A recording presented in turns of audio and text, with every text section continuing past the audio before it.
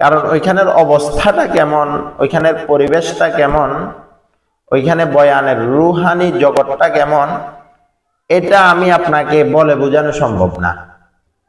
কি জন্য চরমনাইয়ের বিরোধিতা করেন আসলে আপনাকে প্রশ্ন করলে আপনি বলতে পারেন না।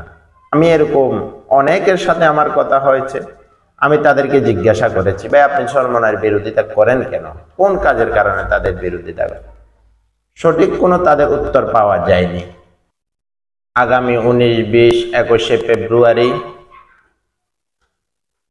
আত্মশুদ্ধির প্রাণ কেন্দ্র ঐতিহাসিক চরমনাইয়ের মাহফিল অনুষ্ঠিত হতে যাচ্ছে। এতে আপনারা সবাই জিকিরের সহিত দলে দলে যোগদান করুন। চরমনাই মাহফিল এমন এক মাহফিল যেখানে শত মানুষকে আমরা দেখেছি। এ পর্যন্ত আমি চরমনাইতে আমার যাওয়া 2 বার হয়েছে। একবার রমজানের তালিম তারবিয়তে 15 দিন ব্যাপী তালিম তারবিয়তে ছিলাম, আলহামদুলিল্লাহ অনেক উপকৃত হয়েছি। দ্বিতীয়বার চরমনাইয়ের পালগুনের মাহফিলে গত বছর যাওয়া হয়েছে, 3 দিন ব্যাপী পালগুনের মাহফিলে ছিলাম, আলহামদুলিল্লাহ ব্যক্তিগতভাবে অনেক উপকৃত হয়েছে।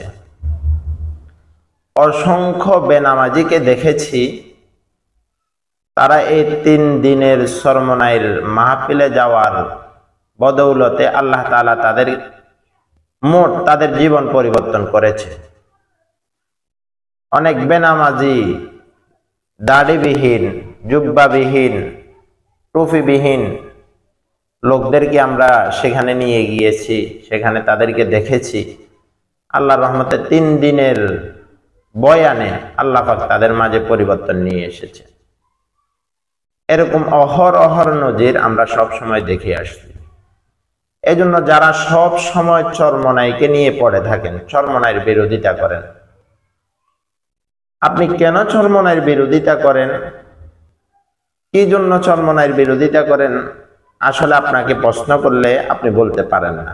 আমি এরকম অনেকের সাথে আমার কথা হয়েছে, আমি তাদেরকে জিজ্ঞাসা করেছি, ভাই আপনি চরমনাইয়ের বিরোধিতা করেন কেন, কোন কাজের কারণে তাদের বিরোধিতা করেন?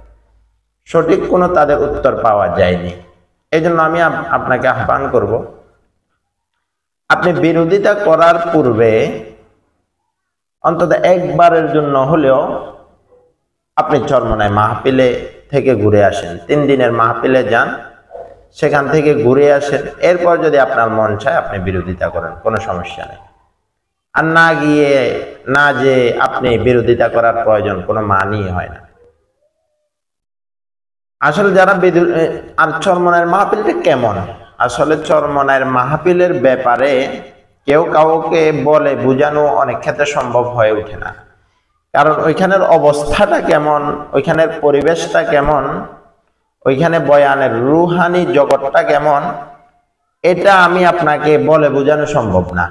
এজন্য আহ্বান করব, আমরা আগামীকালকে যাচ্ছি ঐতিহাসিক চরমনাই মাহফিলের উদ্দেশ্যে। আমরা যাচ্ছি, আপনিও আসেন ইনশাআল্লাহ।